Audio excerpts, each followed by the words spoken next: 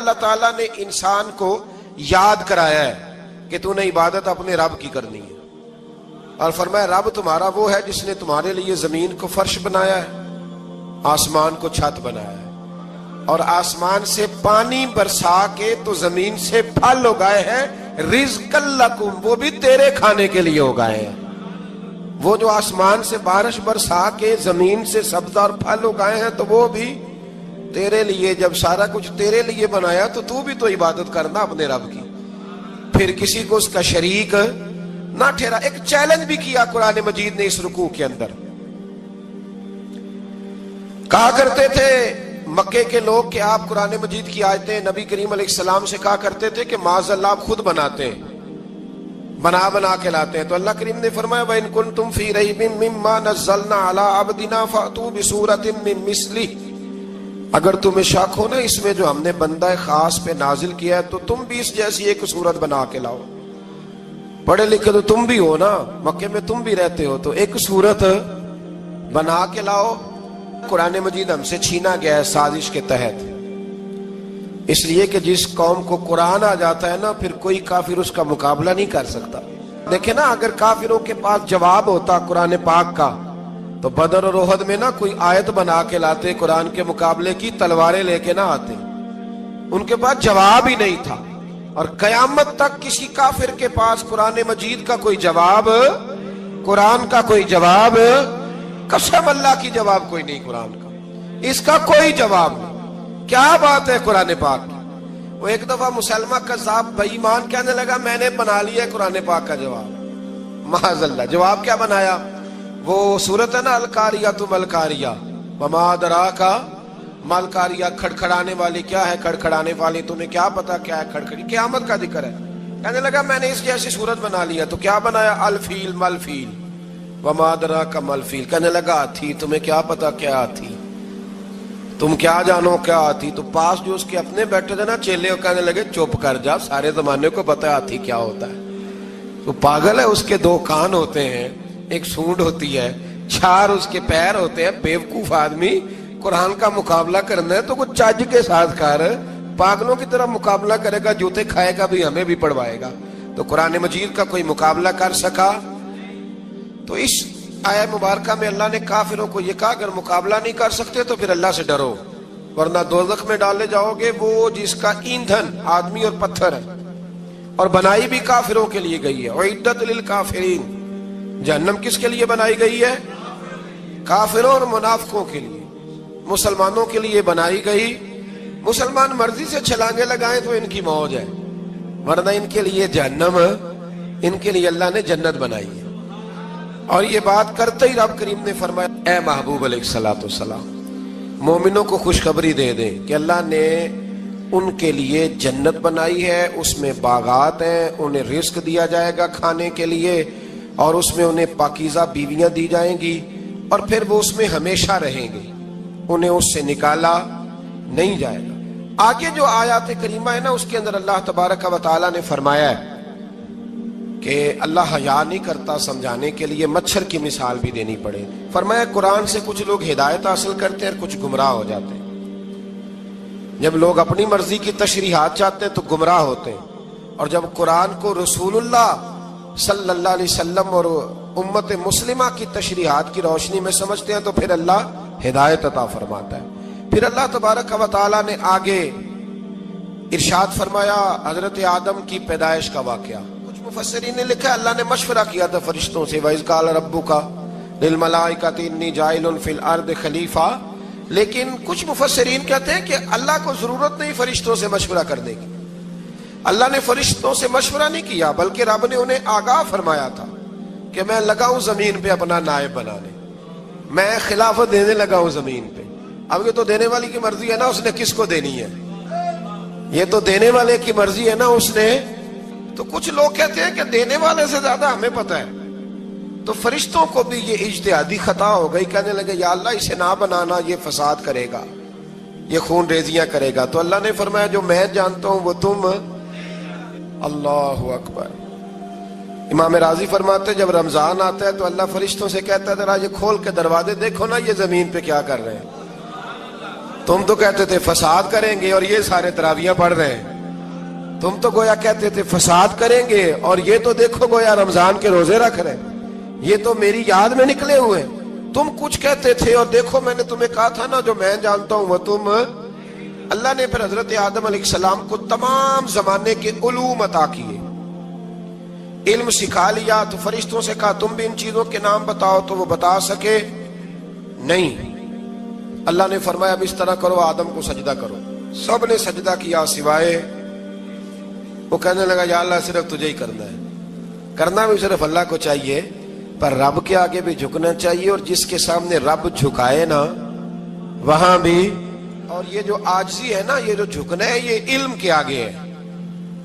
ہماری مصیبت یہ ہے کہ ہم علم کے آگے بھی گردن جھکانے کو تیار نہیں ہوتے, وہاں بھی ہم خود عالم فاضل بن جاتے.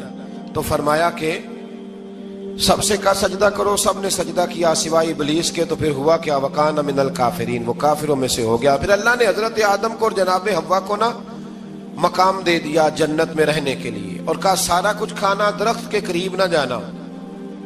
ابھی آپ کسی سے کہہ دیں تھوڑا سا کہ پیچھے نہ دیکھنا, یعنی اگر میری سمجھ لیں ادب کی وجہ سے کوئی 1.5-2 منٹ یا 6 منٹ نہیں بھی نہ دیکھے گا تو سوچے گا ضرور کہ پتہ نہیں اب پیچھے کیا ہے, مصیبت کیا ہے. یعنی آپ کہہ کے دیکھ لیں کسی کو, پیچھے نہ دیکھنا. فطرت ہے نا انسان کی, وہ جستجو کرتا ہے, کہا اس درخت کے پاس نہ جانا. تو حضرت حوا سلام اللہ علیہا کہتے ہیں دل میں خیال رہتا تھا کہ آخر ہے کیا درخت کے پاس. یہی انسان کا عقیدہ توحید ہے کہ جہاں سے رب منع کر دے وہاں وہ منع ہو جائے. اور یہ ان کی خطا نہیں تھی, یہ اللہ کی حکمت تھی, چونکہ رب نے تو پہلے کہہ دیا تھا بنایا ہی زمین کے لیے, تو یہ تو سارا کچھ ہونا تھا تو زمین پہ آنا تھا نا. تو حضرت حوا اور جناب آدم کے پاس شیطان آیا, اب اس کو نکال تو دیا تھا پر ابھی اس کا جنت میں آنا جانا بند نہیں ہوا تھا, یہ بھی اللہ کی حکمت تھی. تو وہ کہنے لگا تمہیں پتہ ہے بعد میں مر جاؤ گے. تو حضرت حوا کہنے لگی کیا موت بھی آئے گی؟ کہاں, اس کی تکلیف بھی بڑی ہوگی, تو پھر بچیں گے کیسے؟ تو کہنے لگے پھل کھا لو اس درخت کا. تو بچنے کے لیے پھل کھایا تھا. اس طرح لوگ آج بہت سارے کام بچنے کے لیے کرتے ہیں پر بچ سکتے, بچنے کے لیے پھل کھایا. تو اللہ نے فرمایا زمین پہ چلے جاؤ. تو حضرت آدم زمین پہ آئے, پھر کئی 100 سال روتے رہے. فَتَلَقَّى آدَمُ مِن رَبِّهِ کَلِمَاتٍ, تو پھر اللہ نے خود ہی جناب آدم کو کچھ کلمے سکھائے. علامہ اسماعیل حقی فرماتے ہیں وہ کلمے یہ تھے کہ حضرت آدم نے میرے نبی کا وسیلہ پیش کیا, اللہ کریم نے جناب آدم کی دعا کو مقبول فرما لیا. پھر آگے بنی اسرائیل کا ذکر آ جاتا ہے. اللہ تعالیٰ نے بنی اسرائیل, آج آپ اسی قوم کو یہودی کہتے ہیں, ان کو اللہ نے اس زمانے میں فضیلت عطا کی تھی بہت زیادہ. تو عرب کے اندر جب نبی پاک علیہ السلام نے اعلان نبوت کیا تو کچھ لوگوں نے یہ کہہ دیا کہ اگر یہ یہودی کلمہ پڑھ لیں گے تو ہم بھی پڑھ لیں گے. تو پھر اللہ نے انہیں یاد کرایا کہ تم اصل میں کیا ہو, تمہیں کلمہ پڑھنا چاہیے. تو اہل یہود کا تذکرہ کرتے کرتے رب کریم نے ایک بات یہ بھی ارشاد فرمائی کہ تم لوگوں کو تو کہتے رہے ہو کہ وہ نبی آنے والے ہیں, وہ نبی آنے والے ہیں, اور جب آ گئے ہیں تو ماننے کو تیار نہیں ہو. تو فرمایا تأمرون الناس بالبر وَتَنْسَوْنَ أَنفُسَكُمْ وَأَنْتُمْ تَتْلُونَ الْكِتَابَ, لوگوں کو بھلائی کا حکم دیتے ہو اور اپنے آپ کو بھول جاتے ہو. افلا تعقلون, تمہیں عقل نہیں؟ پھر اللہ نے انہیں یہ بھی یاد کرایا کہ یاد کرو وہ زمانہ کہ جب فرعون نے خواب دیکھ لیا تھا کہ کوئی بچہ اس کی سلطنت کو تباہ کرے گا, تو پھر اس نے تمہارے بچوں کو ذبح کرانا شروع کیا اور تمہاری بیٹیوں کو چھوڑتا تھا. فرمایا یہ بھی تو تم نے دیکھا, میں نے تمہیں پھر تم سے کہا جہاد کرو قوم عمالقہ کے خلاف, تو مقام طیہ میں جا کے یہ لوگ کہنے لگے ہم سے جہاد نہیں ہوتا. اللہ نے انہیں ایک میدان میں قید کر دیا. بڑی دلچسپ بات, قید تو لوگ ہوتے ہیں نا چار دیواری میں, تو اللہ نے بنی اسرائیل والوں کو جب انہوں نے کہا ہم جہاد نہیں کریں گے تو اللہ نے میدان میں قید کر دیا. میدان میں, یہ یاد رکھیں, جب انسان اللہ کی نافرمانی کرتا ہے تو اسے ایسی قید ملتی ہے جس کا اس نے تصور بھی نہیں کیا ہوتا. ایک میدان ہے مقام طیہ, قید ہو گئے, سارا دن سفر کرتے تھے, سارا دن. تو رات کو تھک کے سوتے تھے, صبح اٹھتے تھے نا جب, تو وہیں ہوتے تھے جہاں کل صبح چلے تھے. تو رب جب کسی کو قیدی بناتا ہے تو اسے زنجیروں کی, سلاخوں کی ضرورت, دعا فرمائے اللہ تبارک و تعالی غموں سے نجات عطا فرمائے. یہ دعا فرمائے، ایسی قید دیتا ہے کہ جس سے پھر چھٹکارا ہو سکتا۔ تو بنی اسرائیل کا بہت زیادہ تذکرہ اس بارے میں اللہ تبارک و تعالیٰ نے پھر بیان کیا، اور پھر کہا کہ انہیں جو حکم دیا جاتا تھا یہ اس کی سرتابی کرتے تھے، پھر اللہ نے ان پر ذلت نازل کر دی اور یہ ہمیشہ اس کا شکار رہیں۔ قوم سبت کا ذکر فرمایا اللہ نے، ہفتے والے دن کچھ لوگ نافرمانی کرتے تھے۔ ہمارے بھی ہیلے بہانے ہیں نا آج کل کاروبار میں، تو اسی سپارے کی آیت نمبر 65 کے اندر اللہ تعالیٰ نے حضرت داؤد کی قوم کا ذکر کیا کہ اللہ نے انہیں حکم دیا تھا کہ ہفتے والے دن مچھلیاں نہیں پکڑنی، تو وہ کہتے تھے چلو ہاتھ لگا کے نہیں پکڑنی، ہاتھ لگا کے۔ وہ ہمارے لوگ ہیلے بہانے تلاش کر لیتے ہیں نا، وہ بڑے جناب انشورنس والا آ گیا، اب وہ بینک والا آ گیا، وہ فلانے صاحب آ گئے، وہ تروڑ مروڑ کے کہانیاں باتیں، اور پھر ہمیں بھی رستے مل جاتے ہیں بچنے کے۔ مفتی صاحب نے کہہ دیا تھا، ایک مولانا سے میں نے ان کو کہا ہفتے والے دن مچھلیاں نہیں پکڑنے کا، نہیں پکڑتے، چھوٹے چھوٹے حوض بنا لیے تو مچھلیاں زیادہ آتی تھی اس دن۔ یہ بھی اللہ کی قدرت تھی، نماز کے وقت گاہک زیادہ آتے ہیں، یہ اس کی قدرت ہوتی ہے۔ تو وہ مچھلیاں حوض میں جمع ہو جاتی ہیں، یوں سمجھ لیں کہ جال انہوں نے لگا لیے ہوئے تھے، تو جال میں وہ پھنستی رہتی تھی، حوضوں میں آتی رہتی تھی۔ ہفتے کو نہیں پکڑتے تھے، اتوار کو پکڑ لیتے تھے، تو پھر اللہ نے انہیں سزا دی۔ فرمایا تماشے کرتے ہو اللہ کے حکم کے ساتھ، کیا سزا دی؟ فَقُلْنَا لَهُمْ كُونُوا قِرَادَةً خَاسِئِينَ، فرمایا بندر بن جاؤ دھتکارے ہوئے۔ جو رزق حرام طریقے سے کماتے تھے رب انہیں بندر بنا دیتا تھا۔ ابھی بھی میں نے دیکھے ہیں بڑے بڑے تاجر پاگلوں جیسی زندگی گزار رہے ہیں، نفسیاتی طور پہ سکون نہیں ہے، کروڑوں روپیہ پڑا ہے۔ کیوں؟ اس لیے کہ رب کے بتائے ہوئے طریقے کے مطابق تجارت نہیں کرتے۔ آگے ایک اور دلچسپ بات آ گئی، بنی اسرائیل کے اندر نا ایک شخص نے اپنے چچا کو قتل کر دیا جائیداد کے لیے۔ یہ دیکھیں کب سے لوگ جائیداد کے لیے قتل کرتے آ رہے ہیں۔ چچا کو قتل کر دیا، اور قتل کر کے حضرت موسیٰ علیہ السلام کے پاس آئے کہ میرے چچا کو کسی نے قتل کر دیا ہے، تو بتائیں کیا کرنا ہے؟ تو آپ نے فرمایا کہ گائے ذبح کرو، اور اس کا ایک ٹکڑا مقتول کو مارو، مرنے والے کو، وہ خود اٹھ کے بتا دے گا مجھے کس نے قتل کیا ہے۔ اب ارادہ نہیں تھا گائے ذبح کرنے کا، تو بہانے کرنے لگے۔ ارادہ نہیں نہ ہوتا تو پھر کیا ہوتے ہیں؟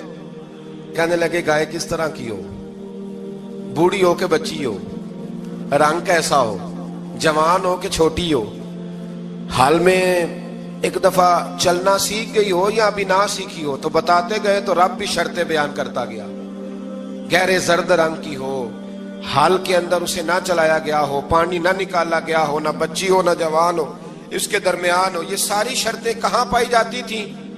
حضرت موسیٰ علیہ السلام کی قوم کا ایک شخص تھا جو اللہ کا ولی تھا، وہ جب انتقال کرنے لگا نا، اللہ اکبر، دیکھو رب ولیوں کی اولادوں پر بھی کتنا فضل فرماتا ہے۔ وہ جب انتقال کرنے لگا تو ایک اس کے پاس چھوٹی سی بچیا تھی، گائے کی بچی، اس نے جنگل میں چھوڑ دی۔ کہنے لگا یا اللہ میں تیرے نام پہ چھوڑتا ہوں، میرا بچہ جوان ہو جائے تو اسے دے دینا، اور تو سرمایہ ہی کوئی نہیں۔ بچہ بڑا ہوا تو بچہ بھی بڑا نیک تھا، اپنی ماں کا بڑا فرما بردار تھا۔ اس کی ماں نے کہا بیٹا تیرے باپ نے ایک گائے چھوڑی تھی، تو بچہ جنگل میں گیا اور جا کے کہنے لگا اے اللہ میری گائے مجھ سے ملا دے۔ تو رب کریم نے وہ گائے واپس کر دی، وہ گائے گھر لے آیا۔ اب وہ کہنے لگا اماں بیچ دوں، تو اماں کہنے لگی بیٹا میرے پوچھے بغیر نہ بیچنا۔ کئی دفعہ گاہک لگے پر اس نے کہا جب تک میری اماں نہ کہے گی میں بیچوں گا۔ ادھر بنی اسرائیل والے شرطیں جتنی گائے کے بارے میں پوچھ چکے تھے وہ ساری اسی گائے میں پائی جاتی تھی۔ تو یہ ڈھونڈتے ڈھونڈتے وہاں پہنچ گئے، تو کہنے لگے گائے چاہیے۔ تو اس نے کہا بھی تمہاری مرضی سے نہیں، قیمت میری مرضی کی۔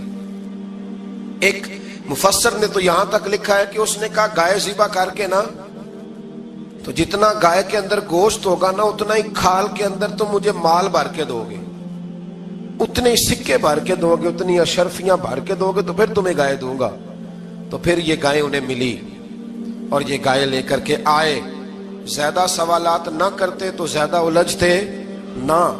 ہم بھی دین کے معاملے میں بڑے سوال جواب کرتے ہیں، اتنا سوال کریں جتنی اس کی ضرورت ہے۔ ان لوگوں نے سوالات زیادہ کیے تو پھر الجھ زیادہ گئے۔ تو میرے بھائی اس کا ذکر بھی اللہ تبارک و تعالیٰ نے پہلے پارے کے اندر بیان فرمایا۔ پھر اللہ کریم نے فرمایا کہ کچھ ایسے لوگ بھی ہیں یہودیوں میں سے جن کا دعویٰ ہو گیا ہے کہ ہم اللہ کے بڑے پیارے ہیں، فرمایا یہ صرف ان کے منہ کی باتیں، یہ تو قیامت میں پتہ چلے گا نا کہ اللہ کا پیار کس کے ساتھ زیادہ ہے۔ اور پھر یہ بھی یہودیوں نے دعویٰ کیا ہے، اسی پارے میں اللہ فرماتے ہیں کہ ان کا دعویٰ ہے کہ ہم اللہ کے بڑے پیارے ہیں، جنت میں ہم ہی جائیں گے، تو اللہ فرماتا ہے پھر مرنے کی دعا تو کرو، جنت میں تو مر کے جانا ہے نا۔ لیکن رب فرماتے ہیں یہ کبھی مرنے کی دعا نہیں کریں گے، اس لیے کہ انہیں پتہ ہے کہ ہم نے آخرت کے لیے کیا بھیجا۔ لے جی پہلا حکم آ گیا، یا ایھا الذین آمنوا کہہ کے پہلی آیت قرآن پاک کی، پہلے سپارے میں پہلی آیت جس میں اللہ نے کہا یا ایھا الذین آمنوا، تو پہلا حکم آمنوا کہہ کے آیت نمبر 104 میں جو اللہ نے حکم دیا ہے نا، وہ نبی پاک کی تعظیم کا حکم ہے۔ پہلا حکم ہی اللہ نے حضور کی عزت اور ناموس کا ارشاد فرمایا، پہلا اس ترتیب کے لحاظ سے۔ وہ ہوا یہ کہ جب نبی پاک کو بات ارشاد کرتے تو صحابہ کرام اٹھ کے عرض کرتے رائینا یا رسول اللہ، حضور سمجھ نہیں آئی ذرا رعایت کر دے۔ تو یہودیوں کی عبرانی زبان کے اندر نہ ذرا کھینچ کے پڑھتے تھے رائینا، تو اس کا معنی بنتا تھا معاذ اللہ اے ہمارے چرواہے، بکریاں چرانے والے کو بھی وہ رائینا کہتے تھے۔ تو جب صحابہ یہ کہنے لگے تو اللہ نے منع ہی کر دیا، فرمایا میرے محبوب کے غلاموں، اس لفظ کے پیچھے چھپ کے، اس لفظ کے پیچھے چھپ کے لوگ میرے نبی کی بے ادبی کر جاتے ہیں، تو جس لفظ کا کوئی ایک معنی بے ادبی والا بنتا ہو وہ لفظ بھی میرے نبی کے لیے نہ کہو، لفظ وہ والے کہو جس میں کوئی بے ادبی کا معنی نکلے نہ۔ یہاں لوگوں نے بڑے بڑے لفظ نہیں بول دیے، پھر کہتے میرا مطلب یہ تھا، میرا مطلب وہ تھا، تو تو نے وہ لفظ بولا کیوں جس کا کوئی غلط مطلب بھی نکل سکتا تھا۔ اللہ نے فرمایا یا ایھا الذین آمنوا لا تقولوا رائینا، اے ایمان والو رائینا کہو ہی نہ۔ تو یا اللہ کیا کہیں؟ فرمایا وقولوا انظرنا، تم کہو یا رسول اللہ ایک نظر فرمائیے، انداز دیکھیے، انظرنا ایک نظر۔ تو ہمارے بزرگ تو پہلے ہی بڑے پیار والوں نے کہہ دیا یا رسول اللہ انظر حالنا، کہتے کہاں سے لاتے ہو جملے؟ میں نے کہا اللہ کی کتاب سے، یا رسول اللہ انظر حالنا یا حبیب اللہ اسمع قالا، تو تم کہو انظرنا، محبوب نظر کرم کرے، واسمعوا، اور کیا ضرورت ہے دوبارہ پوچھنے کی؟ اللہ کہتا ہے پہلے ہی دھیان سے سنا کرو، پہلے ہی واسمعوا، پہلے ہی احتیاط سے سنو، وللکافرین عذاب علیم، اور کافروں کے لیے دردناک عذاب ہے۔ لے جی اسی پارے میں اللہ تبارک و تعالیٰ نے پھر اہل یہود کا ذکر کیا، تو یہود کہنے لگے کہ ہم حضرت ابراہیم کے ماننے والے ہیں، تو اللہ کریم نے وہ بھی ذکر کیا کہ میں نے تو ابراہیم کو آزمایا ہے، وَإِذِ ابْتَلَىٰ إِبْرَاهِيمَ رَبُّهُ بِكَلِمَاتٍ فَأَتَمَّهُنَّ، ہم نے ابراہیم کو کچھ چیزوں سے آزمایا ہے، وہ ہماری آزمائش پہ پورے اترے۔ قَالَ إِنِّي جَاعِلُكَ لِلنَّاسِ إِمَامًا، تو پھر ہم نے انہیں کہا کہ ہم آپ کو پوری دنیا کا امام بنائیں گے۔ وہ آزمائش کیا تھی؟ آگ میں جانا بھی آزمائش، بیٹے کا نہ ہونا بھی آزمائش، بیٹا ہوا تو پھر اسے وادی غیر ذی زرع میں چھوڑ کے آنا بھی آزمائش، بڑا ہوا تو پھر ذبح کرنا بھی آزمائش۔ فرمایا جہاں جہاں آزمایا ہے نا، ابراہیم ہماری آزمائش میں پورے اترے۔ فرمایا تو مفت میں حضرت ابراہیم کی اولاد بنتے ہو اور ان کا نام لیتے ہو اور ان کے ساتھ اپنا تعلق بناتے ہو، دیکھو تو صحیح وہ کتنی آزمائشوں سے گزرے۔ تو اس کا بھی اللہ نے اسی میں ذکر فرمایا۔ اور پھر وہ بات کرتے تھے حضرت یعقوب کی اور حضرت اسحاق کی، تو فرمایا وہ تو ہمارے اتنے خاص بندے تھے کہ وصال کے وقت بھی انہوں نے اپنی اولادوں کو نصیحت فرمائی تھی کہ اللہ کی توحید پہ قائم رہنا، اس کا ذکر بھی اللہ نے اسی پارے میں بیان فرمایا۔ اور جو حضرت ابراہیم اور جناب اسماعیل نے کعبہ تعمیر کیا تو اس کا ذکر بھی اللہ تعالیٰ نے اسی پارے میں فرمایا۔ فرمایا جب وہ کعبہ بنا رہے تھے تو کہہ رہے تھے ربنا تقبل منا، کہہ رہے تھے اے اللہ بنا ہم نے دیا ہے پر مہربانی فرما ہم سے قبول فرما لے۔ تو جو آیہ کریمہ آخر میں عرض کرنا چاہتا ہوں اس پر بھی تھوڑی توجہ فرمائیں گے تو بات بڑی نکھر کے باہر آئے گی۔ یہ 16ویں رکوع کے اندر اللہ نے پھر یہود کا اور عیسائیت کا ذکر فرمایا تو اللہ کریم نے ایک بات ارشاد فرمائی۔ یہودیوں کے ہاں جب کوئی بچہ پیدا ہوتا تھا پیلے رنگ کے ساتھ اس کو رنگتے تھے، یا کوئی خاص رنگ تھا ان کا، بچہ پیدا ہوتا تو اس پر وہ رنگ چڑھاتے کہ یہ جی ہمارے مذہب کا رنگ ہے۔ ہمارے ہاں بھی رسمیں ہیں نا اپنی اپنی، معاذ اللہ اپنی اپنی نہیں ہونی چاہیے، اللہ رسول کا حکم ہونا چاہیے۔ تو یہودیوں کے ہاں بچہ پیدا ہوتا تو ایک خاص رنگ چڑھاتے، عیسائیوں کے ہاں پیدا ہوتا تو وہ بھی ایک خاص رنگ چڑھاتے. تو مسلمانوں کے ہاں بچے پیدا ہوئے تو انہوں نے بھی توجہ کی کہ یہ کیا ہو رہا ہے، تو رب کریم نے فرمایا صبغۃ اللہ، رنگ اللہ کا ہی ہے. ومن احسن من اللہ صبغہ، اور فرمایا اللہ کے رنگ سے زیادہ خوبصورت کس کا رنگ ہو سکتا ہے. اللہ کا رنگ کیا ہے؟ لا الہ الا اللہ محمد الرسول اللہ صلی اللہ علیہ. فرمایا نیلے پیلے کالے رنگ نہ چڑھاؤ، اپنے ذہن پر توحید و رسالت کا رنگ چڑھاؤ. یہ سب سے بہترین رنگ ہے.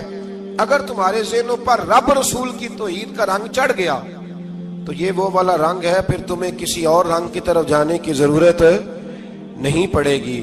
تو فرمایا رنگ وہ پیدا کرو جو توحید کا ہے، رسالت کا ہے، اس رنگ کی توجہ کرو. قرآن مجید کے اس پارے میں اللہ کریم نے مختلف باتیں بیان کر کے آخری رکوع میں یہ جو رنگ کا ذکر فرمایا نا، تو یہ لگتا ہے پورے پارے کا خلاصہ ہے کہ رب کریم نے فرمایا اصل بات یہ ہے کہ تمہاری سوچوں پہ رب رسول کی توحید و رسالت کا رنگ ہونا چاہیے.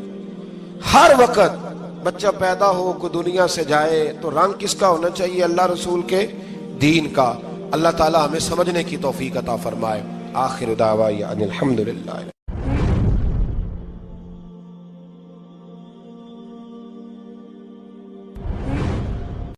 اللہ تعالیٰ نے انسان کو یاد کرایا ہے کہ تو نے عبادت اپنے رب کی کرنی ہے، اور فرمایا رب تمہارا وہ ہے جس نے تمہارے لیے زمین کو فرش بنایا ہے، آسمان کو چھت بنایا ہے، اور آسمان سے پانی برسا کے تو زمین سے پھل اگائے ہیں رزق لکم، وہ بھی تیرے کھانے کے لیے اگائے ہیں. وہ جو آسمان سے بارش برسا کے زمین سے سبز اور پھل اگائے ہیں تو وہ بھی تیرے لیے. جب سارا کچھ تیرے لیے بنایا تو بھی تو عبادت کرنا اپنے رب کی، پھر کسی کو اس کا شریک نہ ٹھہرا. ایک چیلنج بھی کیا قرآن مجید نے اس رکوع کے اندر. کہا کرتے تھے مکے کے لوگ کہ آپ قرآن مجید کی آیتیں نبی کریم علیہ السلام سے کہا کرتے تھے کہ معاذ اللہ آپ خود بناتے ہیں، بنا کے لاتے ہیں. تو اللہ کریم نے فرمایا وَإِن كُنتُمْ فِي رَيْبٍ مِّمَّا نَزَّلْنَا عَلَىٰ عَبْدِنَا فَأْتُوا بِسُورَةٍ مِّن مِّثْلِهِ، اگر تمہیں شک ہو نا اس میں جو ہم نے بندہ خاص پہ نازل کیا ہے تو تم بھی اس جیسی ایک صورت بنا کے لاؤ.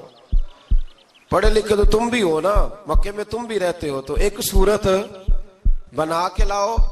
قرآن مجید ہم سے چھینا گیا ہے سازش کے تحت، اس لیے کہ جس قوم کو قرآن آ جاتا ہے نا پھر کوئی کافر اس کا مقابلہ نہیں کر سکتا. دیکھیں نا اگر کافروں کے پاس جواب ہوتا قرآن پاک کا تو بدر اور احد میں نا کوئی آیت بنا کے لاتے قرآن کے مقابلے کی، تلواریں لے کے نہ آتے. ان کے پاس جواب ہی نہیں تھا. اور قیامت تک کسی کافر کے پاس قرآن مجید کا کوئی جواب، قرآن کا کوئی جواب، قسم اللہ کی جواب کوئی نہیں قرآن کا، اس کا کوئی جواب نہیں. کیا بات ہے قرآن پاک کی. وہ ایک دفعہ مسلمہ کذاب بے ایمان کہنے لگا میں نے بنا لیا ہے قرآن پاک کا جواب. معاذ اللہ. جواب کیا بنایا؟ وہ صورت ہے نا القاریۃ ملقاریہ وما ادراک ملقاریہ، کھڑکھڑانے والی. کیا ہے کھڑکھڑانے والی؟ تمہیں کیا پتا کیا ہے کھڑکھڑی؟ قیامت کا ذکر ہے. کہنے لگا میں نے اس جیسی صورت بنا لیا. تو کیا بنایا؟ الفیل ملفیل وما ادراک ملفیل. کہنے لگا ہاتھی. تمہیں کیا پتا کیا ہاتھی؟ تم کیا جانو کیا ہاتھی؟ تو پاس جو اس کے اپنے بیٹھے تھے نا چیلے، کہنے لگے چپ کر جا، سارے زمانے کو پتا ہے ہاتھی کیا ہوتا ہے. تو پاگل ہے، اس کے دو کان ہوتے ہیں، ایک سونڈ ہوتی ہے، چار اس کے پیر ہوتے ہیں. بیوقوف آدمی قرآن کا مقابلہ کرنا ہے تو کچھ چج کے ساتھ کر. پاگلوں کی طرح مقابلہ کرے گا، جوتے کھائے گا بھی ہمیں بھی پڑھوائے گا. تو قرآن مجید کا کوئی مقابلہ کر سکا؟ تو اس آیہ مبارکہ میں اللہ نے کافروں کو یہ کہا اگر مقابلہ نہیں کر سکتے تو پھر اللہ سے ڈرو، ورنہ دوزخ میں ڈالے جاؤ گے. وہ جس کا ایندھن آدمی اور پتھر ہے، اور بنائی بھی کافروں کے لیے گئی ہے. اعدت للکافرین. جہنم کس کے لیے بنائی گئی ہے؟ کافروں اور منافقوں کے لیے. مسلمانوں کے لیے بنائی گئی.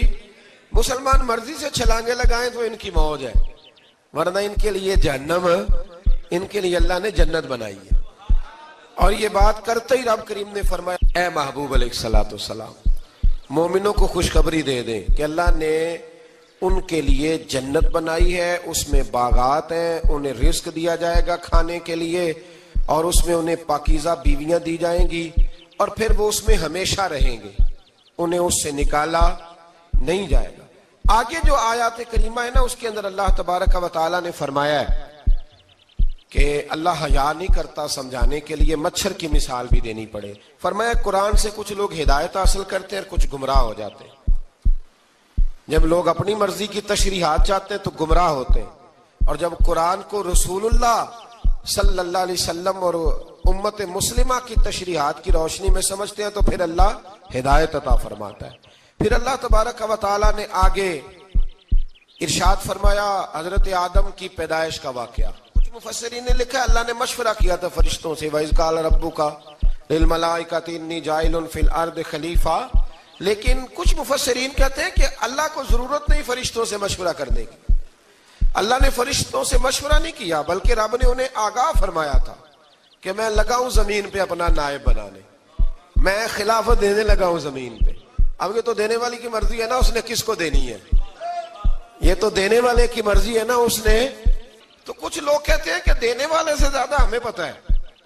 تو فرشتوں کو بھی یہ اجتہادی خطا ہو گئی، کہنے لگے یا اللہ اسے نہ بنانا، یہ فساد کرے گا، یہ خون ریزیاں کرے گا۔ تو اللہ نے فرمایا جو میں جانتا ہوں وہ تم، اللہ اکبر۔ امام راضی فرماتے جب رمضان آتا ہے تو اللہ فرشتوں سے کہتا ہے ذرا یہ کھول کے دروازے دیکھو نا یہ زمین پہ کیا کر رہے ہیں۔ تم تو کہتے تھے فساد کریں گے اور یہ سارے تراویحیں پڑھ رہے ہیں، تم تو گویا کہتے تھے فساد کریں گے اور یہ تو دیکھو گویا رمضان کے روزے رکھ رہے ہیں، یہ تو میری یاد میں نکلے ہوئے۔ تم کچھ کہتے تھے اور دیکھو میں نے تمہیں کہا تھا نا جو میں جانتا ہوں وہ تم۔ اللہ نے پھر حضرت آدم علیہ السلام کو تمام زمانے کے علوم عطا کیے، علم سکھا لیا۔ تو فرشتوں سے کہا تم بھی ان چیزوں کے نام بتاؤ، تو وہ بتا سکے نہیں۔ اللہ نے فرمایا اب اس طرح کرو آدم کو سجدہ کرو۔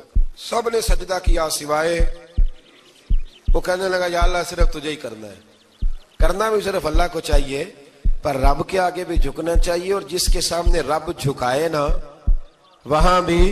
اور یہ جو عاجزی ہے نا، یہ جو جھکنا ہے، یہ علم کے آگے ہے۔ ہماری مصیبت یہ ہے کہ ہم علم کے آگے بھی گردن جھکانے کو تیار نہیں ہوتے، وہاں بھی ہم خود عالم فاضل بن جاتے۔ تو فرمایا کہ سب سے کہا سجدہ کرو، سب نے سجدہ کیا سوائے ابلیس کے۔ تو پھر ہوا کیا وَكَانَ مِنَ الْكَافِرِينَ، وہ کافروں میں سے ہو گیا۔ پھر اللہ نے حضرت آدم کو اور جناب حوا کو نا مقام دے دیا جنت میں رہنے کے لیے، اور کہا سارا کچھ کھانا، درخت کے قریب نہ جانا۔ ابھی آپ کسی سے کہہ دیں تھوڑا سا کہ پیچھے نہ دیکھنا، یعنی اگر میری سمجھ لیں ادب کی وجہ سے کوئی 1.5-2 منٹ یا 6 منٹ نہیں بھی نہ دیکھے گا تو سوچے گا ضرور کہ پتہ نہیں اب پیچھے کیا ہے، مصیبت کیا ہے۔ یعنی آپ کہہ کے دیکھ لیں کسی کو، پیچھے نہ دیکھنا، فطرت ہے نا انسان کی، وہ جستجو کرتا ہے، کہا اس درخت کے پاس نہ جانا۔ تو حضرت حوا سلام اللہ علیہ کہتے ہیں دل میں خیال رہتا تھا کہ آخر ہے کیا درخت کے پاس۔ یہی انسان کا عقیدہ توحید ہے کہ جہاں سے رب منع کر دے وہاں وہ منع ہو جائے، اور یہ ان کی خطا نہیں تھی، یہ اللہ کی حکمت تھی، چونکہ رب نے تو پہلے کہہ دیا تھا بنایا ہی زمین کے لیے، تو یہ تو سارا کچھ ہونا تھا تو زمین پہ آنا تھا نا۔ تو حضرت حوا اور جناب آدم کے پاس شیطان آیا، اب اس کو نکال تو دیا تھا پر ابھی اس کا جنت میں آنا جانا بند نہیں ہوا تھا، یہ بھی اللہ کی حکمت تھی۔ تو وہ کہنے لگا تمہیں پتہ ہے بعد میں مر جاؤ گے۔ تو حضرت حوا کہنے لگی کیا موت بھی آئے گی؟ کہاں، اس کی تکلیف بھی بڑی ہوگی، تو پھر بچیں گے کیسے؟ تو کہنے لگے پھل کھا لو اس درخت کا۔ تو بچنے کے لیے پھل کھایا تھا۔ جس طرح لوگ آج بہت سارے کام بچنے کے لیے کرتے ہیں پر بچ سکتے، بچنے کے لیے پھل کھایا تو اللہ نے فرمایا زمین پہ چلے جاؤ۔ تو حضرت آدم زمین پہ آئے، پھر کئی 100 سال روتے رہے۔ فَتَلَقَّى آدَمُ مِن رَبِّهِ کلمات، تو پھر اللہ نے خود ہی جناب آدم کو کچھ کلمے سکھائے۔ علامہ اسماعیل حقی فرماتے ہیں وہ کلمے یہ تھے کہ حضرت آدم نے میرے نبی کا وسیلہ پیش کیا، تو اللہ کریم نے جناب آدم کی دعا کو مقبول فرما لیا۔ پھر آگے بنی اسرائیل کا ذکر آ جاتا ہے۔ اللہ تعالیٰ نے بنی اسرائیل، آج آپ اسی قوم کو یہودی کہتے ہیں، ان کو اللہ نے اس زمانے میں فضیلت عطا کی تھی بہت زیادہ۔ تو عرب کے اندر جب نبی پاک علیہ السلام نے اعلان نبوت کیا تو کچھ لوگوں نے یہ کہہ دیا کہ اگر یہ یہودی کلمہ پڑھ لیں گے تو ہم بھی پڑھ لیں گے۔ تو پھر اللہ نے انہیں یاد کرایا کہ تم اصل میں کیا ہو، تمہیں کلمہ پڑھنا چاہیے۔ تو اہل یہود کا تذکرہ کرتے کرتے رب کریم نے ایک بات یہ بھی ارشاد فرمائی کہ تم لوگوں کو تو کہتے رہے ہو کہ وہ نبی آنے والے ہیں، وہ نبی آنے والے ہیں، اور جب آ گئے ہیں تو ماننے کو تیار نہیں ہو. تو فرمایا تأمرون الناس بالبر وتنسون انفسکم وانتم تتلون الکتاب، لوگوں کو بھلائی کا حکم دیتے ہو اور اپنے آپ کو بھول جاتے ہو. افلا تعقلون، تمہیں عقل نہیں؟ پھر اللہ نے انہیں یہ بھی یاد کرایا کہ یاد کرو وہ زمانہ کہ جب فرعون نے خواب دیکھ لیا تھا کہ کوئی بچہ اس کی سلطنت کو تباہ کرے گا، تو پھر اس نے تمہارے بچوں کو ذبح کرانا شروع کیا اور تمہاری بیٹیوں کو چھوڑتا تھا. فرمایا یہ بھی تو تم نے دیکھا، میں نے تمہیں پھر تم سے کہا جہاد کرو قوم عمالقہ کے خلاف، تو مقام طیہ میں جا کے یہ لوگ کہنے لگے ہم سے جہاد نہیں ہوتا. اللہ نے انہیں ایک میدان میں قید کر دیا. بڑی دلچسپ بات، قید تو لوگ ہوتے ہیں نا چار دیواری میں، تو اللہ نے بنی اسرائیل والوں کو جب انہوں نے کہا ہم جہاد نہیں کریں گے تو اللہ نے میدان میں قید کر دیا. میدان میں، یہ یاد رکھیں، جب انسان اللہ کی نافرمانی کرتا ہے تو اسے ایسی قید ملتی ہے جس کا اس نے تصور بھی نہیں کیا ہوتا. ایک میدان ہے مقام طیہ، قید ہو گئے. سارا دن سفر کرتے تھے، سارا دن، تو رات کو تھک کے سوتے تھے، صبح اٹھتے تھے نا جب، تو وہیں ہوتے تھے جہاں کل صبح چلے تھے.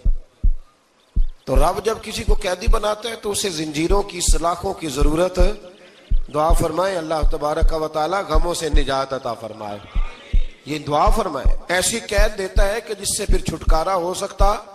تو بنی اسرائیل کا بہت زیادہ تذکرہ اس بارے میں اللہ تبارک و تعالی نے پھر بیان کیا، اور پھر کہا کہ انہیں جو حکم دیا جاتا تھا یہ اس کی سرتابی کرتے تھے. پھر اللہ نے ان پر ذلت نازل کر دی اور یہ ہمیشہ اس کا شکار رہے. قوم سبت کا ذکر فرمایا اللہ نے. ہفتے والے دن کچھ لوگ نافرمانی کرتے. ہمارے بھی ہیلے بہانے ہیں نا آج کل کاروبار میں. تو اسی سپارے کی آیت نمبر 65 کے اندر اللہ تعالیٰ نے حضرت داؤد کی قوم کا ذکر کیا کہ اللہ نے انہیں حکم دیا تھا کہ ہفتے والے دن مچھلیاں نہیں پکڑنی. تو وہ کہتے تھے چلو ہاتھ لگا کے نہیں پکڑنی، ہاتھ لگا کے. وہ ہمارے لوگ ہیلے بہانے تلاش کر لیتے ہیں نا. وہ بڑے جناب انشورنس والا آ گیا، اب وہ بینک والا آ گیا، اب وہ فلانے صاحب آ گئے، وہ تروڑ مروڑ کے کہانیاں باتیں، اور پھر ہمیں بھی رستے مل جاتے ہیں بچنے کے. مفتی صاحب نے کہہ دیا تھا، ایک مولانا سے میں نے ان کو کہا ہفتے والے دن مچھلیاں نہیں پکڑنی، کا نہیں پکڑتے، چھوٹے چھوٹے حوض بنا لیے. تو مچھلیاں زیادہ آتی تھی اس دن، یہ بھی اللہ کی قدرت تھی. نماز کے وقت گاہک زیادہ آتے ہیں، یہ اس کی قدرت ہوتی ہے. تو وہ مچھلیاں حوض میں جمع ہو جاتی ہیں. یوں سمجھ لیں کہ جال انہوں نے لگا لیے ہوئے تھے، تو جال میں وہ پھنستی رہتی تھی، حوضوں میں آتی رہتی تھی. ہفتے کو نہیں پکڑتے تھے، اتوار کو پکڑ لیتے تھے. تو پھر اللہ نے انہیں سزا دی. فرمایا تماشے کرتے ہو اللہ کے حکم کے ساتھ. کیا سزا دی؟ فَقُلْنَا لَهُمْ كُونُوا قِرَادَةً خَاسِئِينَ، فرمایا بندر بن جاؤ دھتکارے ہوئے. جو رزق حرام طریقے سے کماتے تھے رب انہیں بندر بنا دیتا تھا. ابھی بھی میں نے دیکھے ہیں بڑے بڑے تاجر پاگلوں جیسی زندگی گزار رہے ہیں. نفسیاتی طور پہ سکون نہیں ہے، کروڑوں روپیہ پڑا ہے. کیوں؟ اس لیے کہ رب کے بتائے ہوئے طریقے کے مطابق تجارت نہیں کرتے. آگے ایک اور دلچسپ بات آ گئی. بنی اسرائیل کے اندر نا ایک شخص نے اپنے چچا کو قتل کر دیا جائیداد کے لیے. یہ دیکھیں کب سے لوگ جائیداد کے لیے قتل کرتے آ رہے ہیں. چچا کو قتل کر دیا، اور قتل کر کے حضرت موسیٰ علیہ السلام کے پاس آئے کہ میرے چچا کو کسی نے قتل کر دیا ہے، تو بتائیں کیا کر لیں. تو آپ نے فرمایا کہ گائے ذبح کرو اور اس کا ایک ٹکڑا مقتول کو مارو، مرنے والے کو. وہ خود اٹھ کے بتا دے گا مجھے کس نے قتل کیا ہے. اب ارادہ نہیں تھا گائے ذبح کرنے کا تو بہانے کرنے لگے. ارادہ نہیں نہ ہوتا تو پھر کیا ہوتے ہیں، کہنے لگے گائے کس طرح کی ہو، بوڑھی ہو کہ بچی ہو، رنگ کیسا ہو، جوان ہو کہ چھوٹی ہو، حال میں ایک دفعہ چلنا سیکھ گئی ہو یا ابھی نہ سیکھی ہو. تو بتاتے گئے تو رب بھی شرطیں بیان کرتا گیا. گہرے زرد رنگ کی ہو، حال کے اندر اسے نہ چلایا گیا ہو، پانی نہ نکالا گیا ہو، نہ بچی ہو نہ جوان ہو، اس کے درمیان ہو. یہ ساری شرطیں کہاں پائی جاتی تھیں؟ حضرت موسیٰ علیہ السلام کی قوم کا ایک شخص تھا جو اللہ کا ولی تھا. وہ جب انتقال کرنے لگا نا، اللہ اکبر، دیکھو رب ولیوں کی اولادوں پر بھی کتنا فضل فرماتا ہے. وہ جب انتقال کرنے لگا تو ایک اس کے پاس چھوٹی سی بچیا تھی، گائے کی بچی. اس نے جنگل میں چھوڑ دی. کہنے لگا یا اللہ میں تیرے نام پہ چھوڑتا ہوں. میرا بچہ جوان ہو جائے تو اسے دے دینا، اور تو سرمایہ ہی کوئی نہیں۔ بچہ بڑا ہوا تو بچہ بھی بڑا نیک تھا، اپنی ماں کا بڑا فرما بردار تھا۔ اس کی ماں نے کہا بیٹا تیرے باپ نے ایک گائے چھوڑی تھی، تو بچہ جنگل میں گیا اور جا کے کہنے لگا اے اللہ میری گائے مجھ سے ملا دے، تو رب کریم نے وہ گائے واپس کر دی۔ وہ گائے گھر لے آیا، اب وہ کہنے لگا اماں بیچ دوں، تو اماں کہنے لگی بیٹا میرے پوچھے بغیر نہ بیچنا۔ کئی دفعہ گاہک لگے پر اس نے کہا جب تک میری اماں نہ کہے گی میں بیچوں گا۔ ادھر بنی اسرائیل والے شرطیں جتنی گائے کے بارے میں پوچھ چکے تھے وہ ساری اسی گائے میں پائی جاتی تھی، تو یہ ڈھونڈتے ڈھونڈتے وہاں پہنچ گئے، تو کہنے لگے گائے چاہیے، تو اس نے کہا بھی تمہاری مرضی سے نہیں، قیمت میری مرضی کی۔ ایک مفسر نے تو یہاں تک لکھا ہے کہ اس نے کہا گائے ذبح کر کے نا، تو جتنا گائے کے اندر گوشت ہوگا نا اتنا ہی کھال کے اندر تم مجھے مال بھر کے دو گے، اتنے ہی سکے بھر کے دو گے، اتنی اشرفیاں بھر کے دو گے تو پھر تمہیں گائے دوں گا۔ تو پھر یہ گائے انہیں ملی اور یہ گائے لے کر کے آئے۔ زیادہ سوالات نہ کرتے تو زیادہ الجھتے نہ۔ ہم بھی دین کے معاملے میں بڑے سوال جواب کرتے ہیں، اتنا سوال کریں جتنی اس کی ضرورت ہے۔ ان لوگوں نے سوالات زیادہ کیے تو پھر الجھ زیادہ گئے۔ تو میرے بھائی اس کا ذکر بھی اللہ تبارک و تعالیٰ نے پہلے پارے کے اندر بیان فرمایا۔ پھر اللہ کریم نے فرمایا کہ کچھ ایسے لوگ بھی ہیں یہودیوں میں سے جن کا دعویٰ ہو گیا ہے کہ ہم اللہ کے بڑے پیارے ہیں۔ فرمایا یہ صرف ان کے منہ کی باتیں ہیں، یہ تو قیامت میں پتہ چلے گا نا کہ اللہ کا پیار کس کے ساتھ زیادہ ہے۔ اور پھر یہ بھی یہودیوں نے دعویٰ کیا ہے، اسی پارے میں اللہ فرماتے ہیں کہ ان کا دعویٰ ہے کہ ہم اللہ کے بڑے پیارے ہیں، جنت میں ہم ہی جائیں گے۔ تو اللہ فرماتا ہے پھر مرنے کی دعا تو کرو، جنت میں تو مر کے جانا ہے نا۔ لیکن رب فرماتے ہیں یہ کبھی مرنے کی دعا نہیں کریں گے، اس لیے کہ انہیں پتہ ہے کہ ہم نے آخرت کے لیے کیا بھیجا۔ لیکن جی پہلا حکم آ گیا یا ایھا الذین آمنوا کہہ کے، پہلی آیت قرآن پاک کی پہلے سپارے میں پہلی آیت جس میں اللہ نے کہا یا ایھا الذین آمنوا، تو پہلا حکم آمنوا کہہ کے آیت نمبر 104 میں جو اللہ نے حکم دیا ہے نا وہ نبی پاک کی تعظیم کا حکم ہے۔ پہلا حکم ہی اللہ نے حضور کی عزت اور ناموس کا ارشاد فرمایا۔ پہلا اس ترتیب کے لحاظ سے وہ ہوا یہ کہ جب نبی پاک کو بات ارشاد کرتے تو صحابہ کرام اٹھ کے عرض کرتے رائینا یا رسول اللہ، حضور سمجھ نہیں آئی ذرا رعایت کر دیں۔ تو یہودیوں کی عبرانی زبان کے اندر نہ ذرا کھینچ کے پڑھتے تھے رائینا، تو اس کا معنی بنتا تھا معاذ اللہ اے ہمارے چرواہے، بکریاں چرانے والے کو بھی وہ رائینا کہتے تھے۔ تو جب صحابہ یہ کہنے لگے تو اللہ نے منع ہی کر دیا، فرمایا میرے محبوب کے غلاموں اس لفظ کے پیچھے چھپ کے، اس لفظ کے پیچھے چھپ کے لوگ میرے نبی کی بے ادبی کر جاتے ہیں، تو جس لفظ کا کوئی ایک معنی بے ادبی والا بنتا ہو وہ لفظ بھی میرے نبی کے لیے نہ کہو، لفظ وہ والے کہو جس میں کوئی بے ادبی کا معنی نکلے نہ۔ یہاں لوگوں نے بڑے بڑے لفظ نہیں بول دیے، پھر کہتے میرا مطلب یہ تھا، میرا مطلب وہ تھا، تو تو نے وہ لفظ بولا کیوں جس کا کوئی غلط مطلب بھی نکل سکتا تھا۔ اللہ نے فرمایا یا ایھا الذین آمنوا لا تقولوا رائینا، اے ایمان والو رائینا کہو ہی نہ۔ تو یا اللہ کیا کہیں؟ فرمایا وقولوا انظرنا، تم کہو یا رسول اللہ ایک نظر فرمائیے، انداز دیکھیے، انظرنا ایک نظر۔ تو ہمارے بزرگ تو پہلے ہی بڑے پیار والوں نے کہہ دیا یا رسول اللہ انظر حالنا۔ کہتے کہاں سے لاتے ہو جملے؟ میں نے کہا اللہ کی کتاب سے۔